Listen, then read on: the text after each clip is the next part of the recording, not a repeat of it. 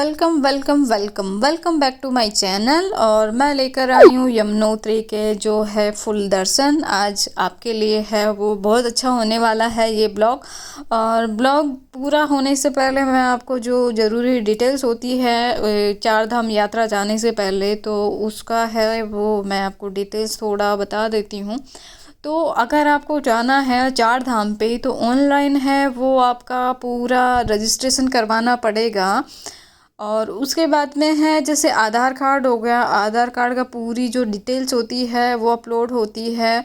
और अगर आप है अगर जो आपका आई कार्ड है, एक आई कार्ड का भी आपको है पूरा अपलोड करना पड़ता है, क्योंकि वहाँ पे अगर आप जा रहे हो तो आपकी जो पूरी डिटेल्स होती है वो उनके पास होनी चाहिए। नहीं तो अगर आप डिटेल्स नहीं भरोगे तो आपको वहाँ पे है वो समस्या आ सकती है चार धाम पे।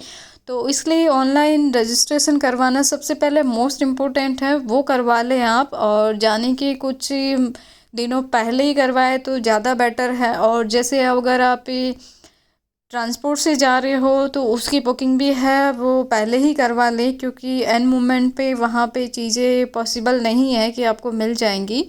तो ट्रैवल में जैसे हम लोग तो हमारी कार से गए थे, पर्सनल जो ड्राइवर थे हम वो लेकर गए थे।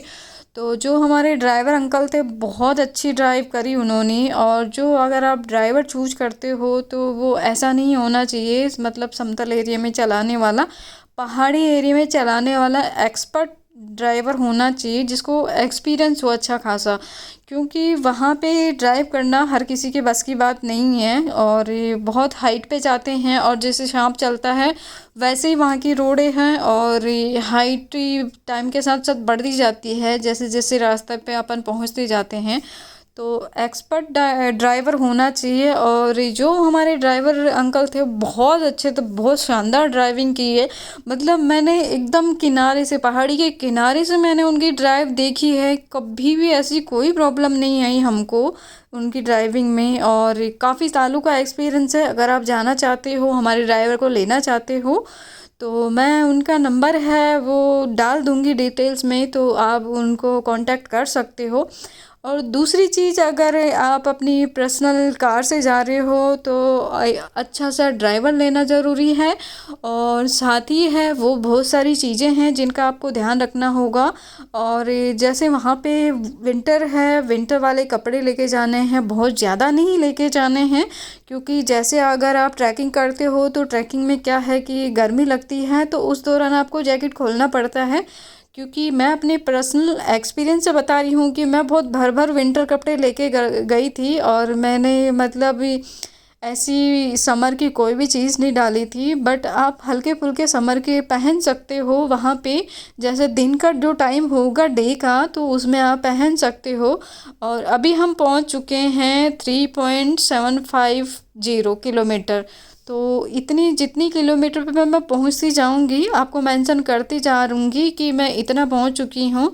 और इसके बाद में है वो बचा है हमारा 3.5 किलोमीटर है वो बचा है, ये मंदिर का जो रास्ता है। दूसरी चीज़, अगर आप चार धाम पे जा रहे हो और जितनी भी प्रकार की है वो है आपको मेडिसिन लेनी है। और जैसे आपको कोई डेली वेयर में, जैसे किसी को सांस की प्रॉब्लम होती है, डायबिटीज़ की होती है, जिनके रेगुलर बेसिस पे जो मेडिसिन चलती है वो सबसे पहले आपको कैरी करनी है। पूरा है वो आपको बॉक्स बना लेना है आपको जितनी भी मेडिसिन होती हैं उनकी। और यहाँ का जो मतलब ये मौसम है और यहाँ की जो ये ग्रीन माउंटेन है, मतलब अपने आप में इतना ग्रीन ब्यूटी है, मतलब इतना मज़ा आया है ना मुझे, मैं बता नहीं सकती। मुझे इतना अच्छा लगा है वहाँ का ट्रिप। और वहाँ मतलब ग्रीनरी इतनी देखने को मिलती है कि आपका दिल खुश हो जाएगा वहाँ पे। तो ये देखिए, ये है भैया भाभी है वो रुके हुए हैं और थक गए हैं। और ये काफ़ी है, मतलब यहाँ की तो 6 किलोमीटर की ट्रैकिंग है। तो चार धाम की वो है, आपको पता है कि चार धाम जैसे अगर बनाया है तो सबसे पहले यमुनोत्री का बनाए हैं तो बहुत सोच समझ के ही बनाए हैं, बिकॉज क्योंकि यहाँ पे 6 किलोमीटर की आप ट्रैकिंग करोगे, जैसे कम की आपको थोड़ी हैबिट हो जाएगी। उसके बाद में सेकंड जो धाम करना होता है क्रम वाइज से, वो करना होता है गंगोत्री का। वहाँ पे आपको कोई ट्रैकिंग नहीं करनी होती। और थर्ड जो करनी होती है और वो करनी होती है केदारनाथ की। और केदारनाथ की ट्रैकिंग आप सडनली जाके, जैसे 60 किलोमीटर दिया हुआ है, सॉरी 16 किलोमीटर दिया हुआ है, बट वो 16 नहीं होके वहाँ पे नीचे से जाना पड़ता है। तो वहाँ से काफ़ी मतलब हो जाता है, मतलब 23 किलोमीटर के आसपास हो जाती है वहाँ की ट्रैकिंग। तो इस वजह से ये जो चार धाम का है ये क्रम बनाया बहुत सही बनाया, ताकि 6 किलोमीटर 5-6 किलोमीटर आप पहले चल लेते हो तो आपकी बॉडी को थोड़ा हैबिट हो जाती है, हैबिचुअल हो जाती है थोड़ा सा ट्रैक करने का। आप सडनली जाते ही आप केदारनाथ का ट्रिप नहीं कर सकते, क्योंकि अगर वहाँ का कर लोगे तो आप घूम नहीं पाओगे इतना ज़्यादा बाद में। और उसके बाद में है वो, अगर आप कहीं जा नहीं पाओगे तो आपको चार धाम का क्या मतलब हुआ। तो इससे पहले है वो, अगर ये क्रम से बनाया हुआ है, जैसे सबसे पहले आपको यमुनोत्री जाना है तो 6 किलोमीटर चल लोगे तो आपकी जो बॉडी है और जो आपके पैर हैं उसको थोड़ी बहुत आदत हो जाएगी चलने की। और उसके बाद में जैसे थोड़ा बहुत चल लोगे आप, तो उसके बाद में केदारनाथ का ट्रैक करने में आसानी रहेगी आप लोगों को सभी को। और यहाँ का जो मतलब ये जो सन है यहाँ इतना ब्यूटीफुल लगता है, पहाड़ों के ऐसे पीछे से निकलते हुए। और यहाँ पे मतलब जितना चार धाम का मतलब यहाँ का अच्छा लगता है कि चार धाम है, ग्रीनरी है, बहुत अच्छा है, बट उतना ही ज़्यादा रिस्की है। अभी तो आपको मेरे पीछे से सब कुछ बढ़िया बढ़िया लग रहा होगा कि ग्रीन माउंटेन है, ये है वो है, और काफ़ी अच्छा रास्ता है। बट मैं आपको ये चीज़, लेट मी वन थिंग मैं पहले ही क्लियर कर दूँ कि वहाँ पे रिस्क है वो भी बहुत है। जैसे रास्ते में लैंडस्लाइड भी काफ़ी देखने को मिली है। और सबसे पहले जैसे जाना होता है यमुनोत्री, तो यमुनोत्री जब हमने स्टार्ट किया था वहाँ से, तो हम जो बीच वाला रास्ता आता है तो यमुनोत्री का, और हमको लेट हो चुका था तो हमने गलती की लेट जाने की वहाँ पे। तो आप लोग थोड़ा दिन में चले जाएं तो बहुत अच्छा होगा, क्योंकि वहाँ पे इतनी लैंडस्लाइड हो रखी थी, इतना गंदा रास्ता है। मैं अभी वहाँ का मैंने शूट किया था, बट नाइट थी तो क्लियर कुछ दिखेगा नहीं, तो कोई मतलब है नहीं वहाँ का वो डालने का।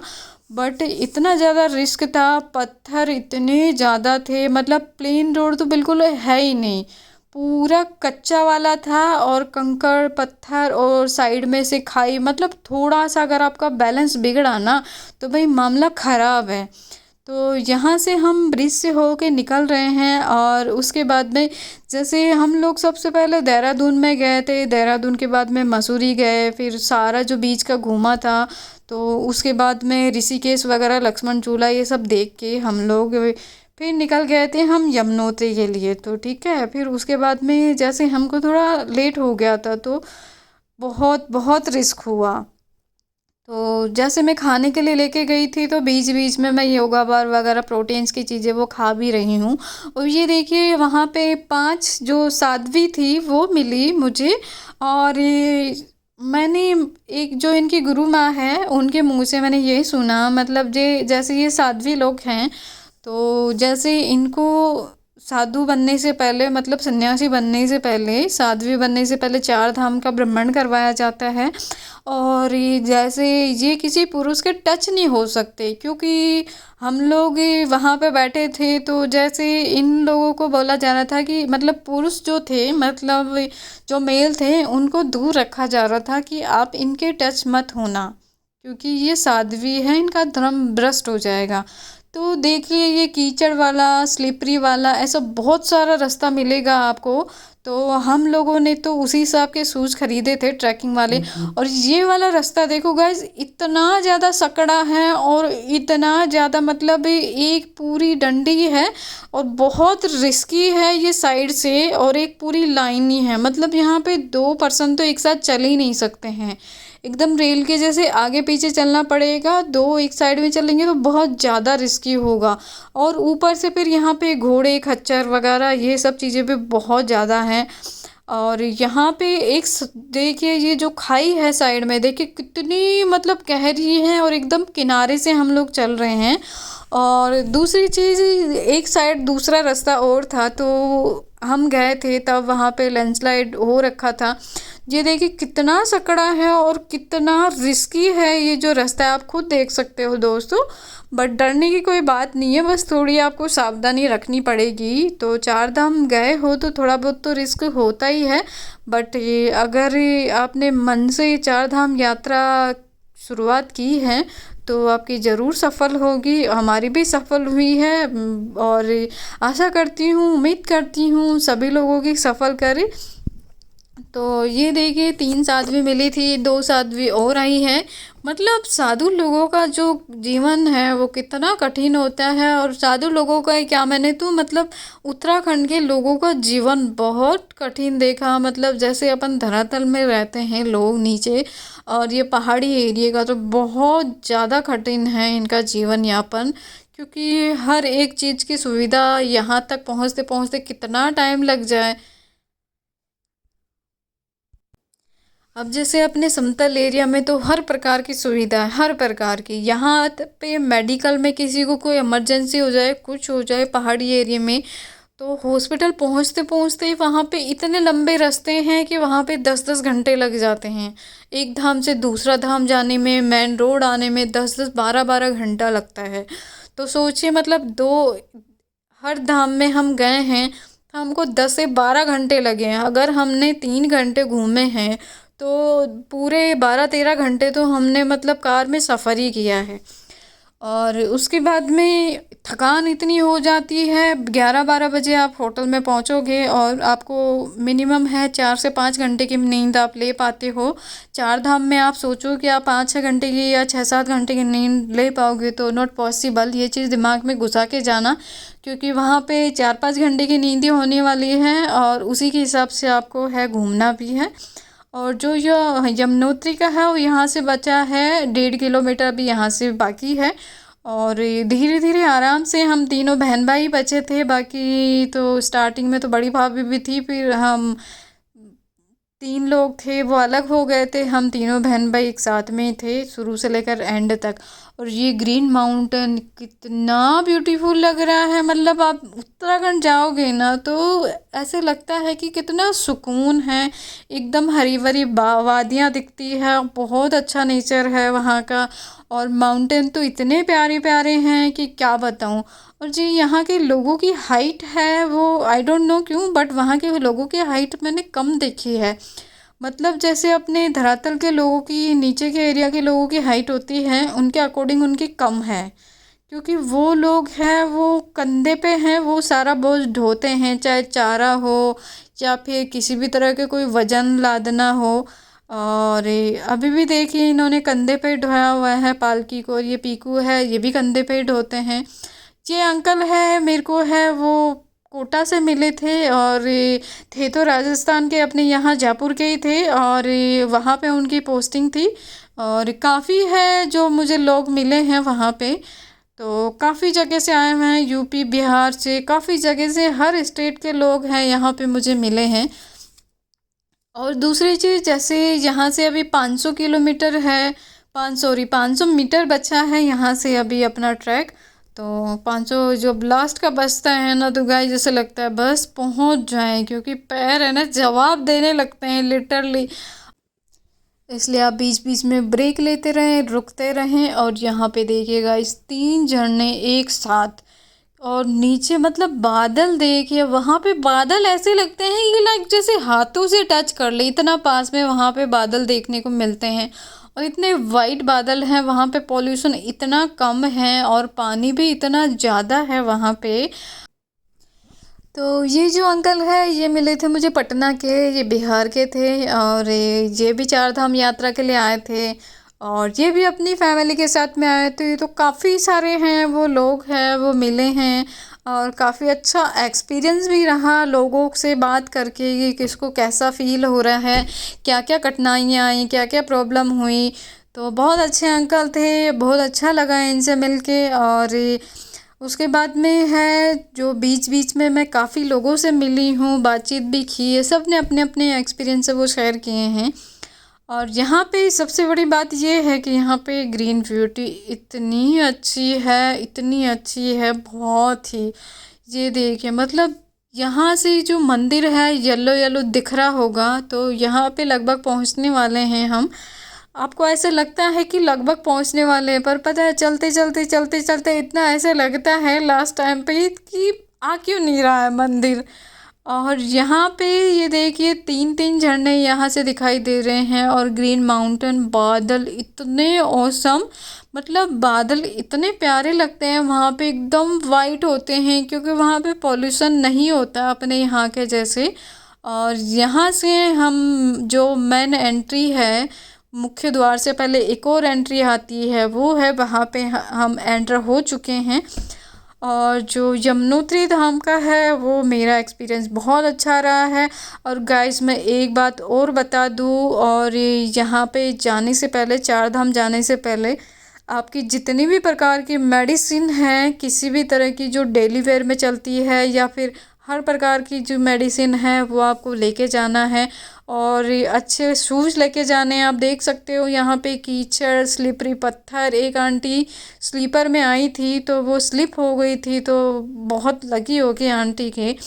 तो शूज़ है वो पॉसिबल हो सके तो ट्रैकिंग वाले लेके जाएं। अगर ट्रैकिंग वाले नहीं अफोर्ड कर सकते तो कम से कम शूज, स्पोर्ट शूज़ तो लेकर जाएं। और यहाँ से यमुना नदी है वो रास्ते में, पूरे रास्ते मिली है, और यहाँ से यमुना नदी साइड से बह भी रही है। और यहाँ पे जाने के लिए आपको हर तरह की मेडिसिन, जैसे पेट दर्द, सर दर्द, वॉमिटिंग और डायरिया की, हर एक चीज़ की है वो मेडिसिन आपको एक बॉक्स बना लेना है। और उस बॉक्स को है वो जैसे शोल्डर बैग हमने कैरी किया हुआ है, तो एनी टाइम शोल्डर बैग है चार धाम में आपके रहेगा, क्योंकि बहुत ज़रूरी है। इसमें आपको मेडिसिन रखनी है, पानी की बोतल रखनी है, और खाने की चीज़ें रखनी है छोटी मोटी। और पानी की बोतल कम से कम 1 लीटर की तो होनी चाहिए। यहाँ से देखिए दोस्तों, ये जो येलो दिख रही है आपको, तो ये है येलो जो दिख रही है, ये छतरी टाइप में, ये यमुनोत्री माता का मंदिर है वो दिखने लग गया है यहाँ से। तो बहुत अच्छा मंदिर है और काफ़ी अच्छा लगता है वहाँ पे जाके, काफ़ी अच्छा मतलब अनुभव होता है वहाँ पे, बहुत शांति मिलती है। यहाँ पे खाने की भी है, यहाँ पे आप नाश्ता भी कर सकते हो, खाना भी खा सकते हो। और यहाँ पे प्रसाद की भी काफ़ी दुकानें हैं। और काफ़ी जो खाने की है, जैसे हम मतलब अच्छा था, जहाँ से हमने हैं पराठे लिए थे, और अचार और दही का है हमने है वो ब्रेकफास्ट किया था, तो बहुत अच्छा था वहाँ का जो ब्रेकफास्ट था। तो ये यहाँ पे ब्रिज है, ये ब्रिज है, यहाँ से देखिए यमुना नदी बह रही है। और यहाँ पे इतनी शोर आता है, इतनी तेज़ आवाज़ आता है ना पानी का, ऐसे मतलब बहुत ही ज़्यादा। और उसके बाद में देखिए कि मैं ऊपर की साइड में जा रही हूँ, तो हो सकता है मैं पहले आपको जो गर्म कुंड है वो दिखा दूँ, क्योंकि सबसे पहले वही पड़ेगा। तो ये वाला जो कुंड है वो महिलाओं का है, और ये गर्म पानी का कुंड है। और यहाँ पे महिलाएं हैं वो अंदर नहा रही थी, तो आपको भी पता है रिकॉर्डिंग तो हो नहीं सकती और होनी भी नहीं चाहिए। और उसके बाद में इस ऊपर चलेंगे सीढ़ियों से, तो वहाँ पे है वो मेल वाला, जो पुरुषों वाला है वो गर्म कुंड नहाने का वो है। मतलब इतना ज़्यादा पानी गर्म नहीं होता है, नो नो ऐसा होता है, बट हाँ गर्म होता है ऐसा बोला जाता है। जैसे बड़ी भाभी है वो कुंड में स्नान करके आई है कि बॉडी की पूरी थकान दूर हो जाती है। और ये पुरुषों वाला है वो गर्म कुंड है यहाँ पे।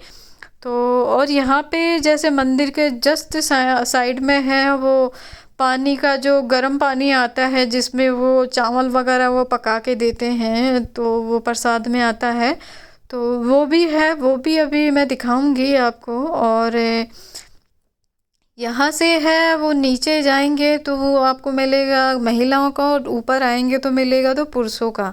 तो निकलते हैं यहाँ से, और इसके बाद में फिर मंदिर की ओर प्रस्थान करेंगे अपन लोग। और जो ये यमुनोत्री धाम है, यमुना माता का मंदिर है, ये जिला उत्तरकाशी में गढ़वाल हिमालय में 3293 मीटर की ऊंचाई पर स्थित है। और ये जो हम यहाँ से मतलब यहाँ से होके गुजर रहे हैं, तो ये जो चीज़ थी इतनी ठंडी थी गाइस, क्या बताऊँ आपको, मैं बहुत चिल्ड थी।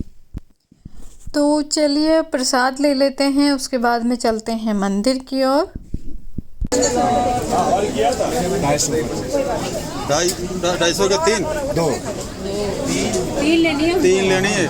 125 हो गए ना, 120 की है ना, 150 का बोला बहन जी। ये 150 की है क्या? हाँ, 125 हर थाली में कम हो गया। तो 125 के हिसाब से कितने हुए?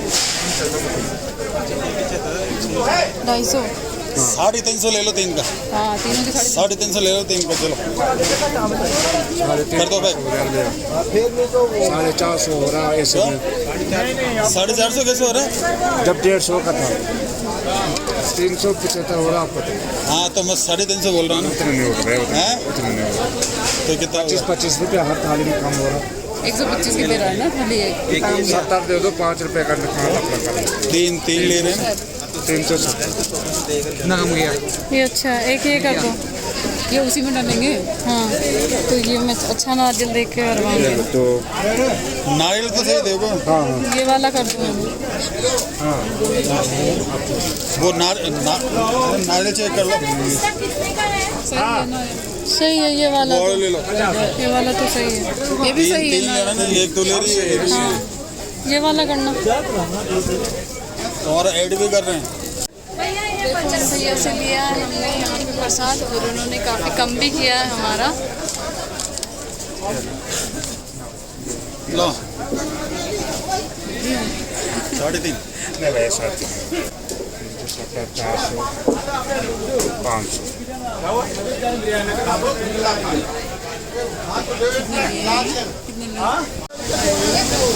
तो ये जो मंदिर है उसकी मेन एंट्री है वो यहाँ से होती है। आपको सामने मंदिर दिख रहा होगा, यहाँ से है इसकी एंट्री, और यहीं पे मंदिर है जहाँ पे मेरी फिंगर दिख रही है आपको, यहाँ पे माता जी है।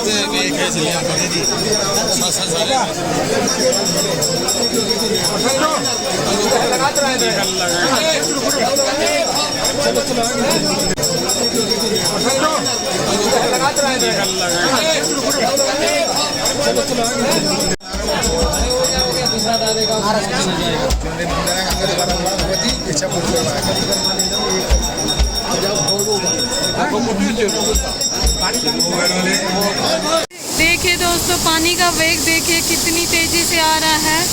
यमुना नदी का जो जल है पहाड़ के नीचे से बह रहा है ये। और इधर मंदिर के दर्शन करके आए हैं हम, और यहाँ पे जूते जमा करवाए हैं। एक के 10 रुपये चार्ज हैं यहाँ पे।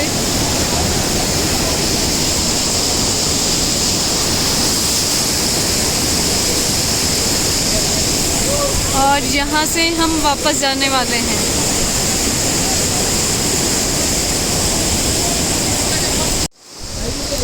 तो ये देखिए कितनी भयंकर तरीके से लैंडस्लाइड हुई है यहाँ पे।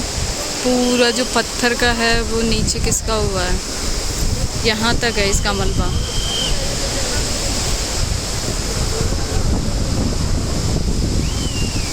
देखिए दोस्तों, यहाँ पे लैंडस्लाइड हुआ है, और ये रास्ता जो है बहुत ही डेंजर है। यहाँ पे मतलब एक इंसान ही आ सकता है एक बार में। ये देखिए, मोबाइल छोड़ दीजिए आप।